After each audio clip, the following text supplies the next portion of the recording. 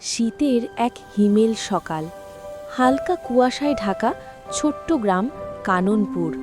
আজ বড়দিন, সবার ঘরে ঘরে রঙিন আলো, তারার ঝিলিক আর প্রস্তুতির ব্যস্ততা। কিন্তু গ্রামটার এক কোণে পুরনো কুঁড়ে ঘরে থাকে ছোট্ট ছেলে রোহান আর তার মা। ওদের বাড়িতে নেই ঝলমলে আলো, নেই কেক, নেই কোনো বিশেষ আয়োজন। তবু রোহানের চোখে অপার আশা। সে মাকে জিজ্ঞেস করল, মা, সান্তা কি সত্যি আসে? যদি আসে তবে কি আমাকে একটা ছোট্ট উপহার দেবে?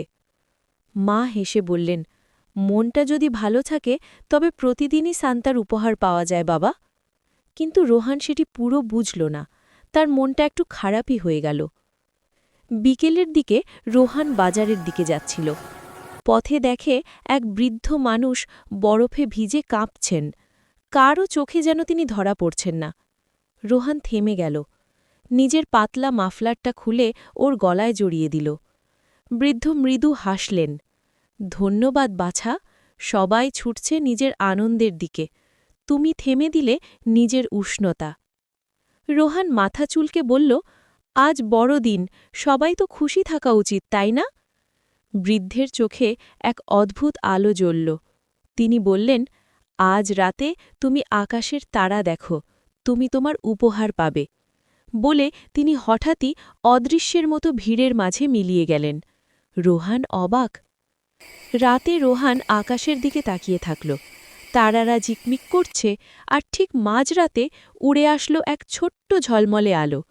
আলোটা রোহানের সামনে এসে থামল, আর সেখান থেকে বেরিয়ে এলো সে বৃদ্ধ মানুষটি। এবার তিনি লাল পোশাকে, সাদা দাড়িতে, মুখ ভরা হাসি। হ্যাঁ, তিনি সান্তা ক্লজ। তিনি বললেন, রোহান, অন্যকে যে আনন্দ দিতে পারে আমিও তাকে আনন্দ দিই। তুমি আমার উপহার পাওয়ার যোগ্য হও।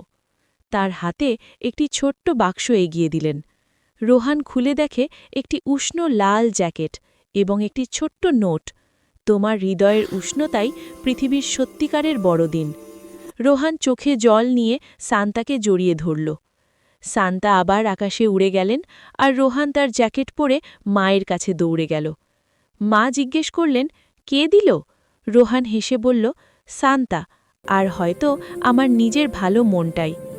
বড়দিনের সত্যিকারের বার্তা তখন যেন পুরো গ্রাম জুড়ে ছড়িয়ে পড়ল। দেওয়াই আসল আনন্দ, আর ভালোবাসাই বড়দিনের সর্বশ্রেষ্ঠ উপহার।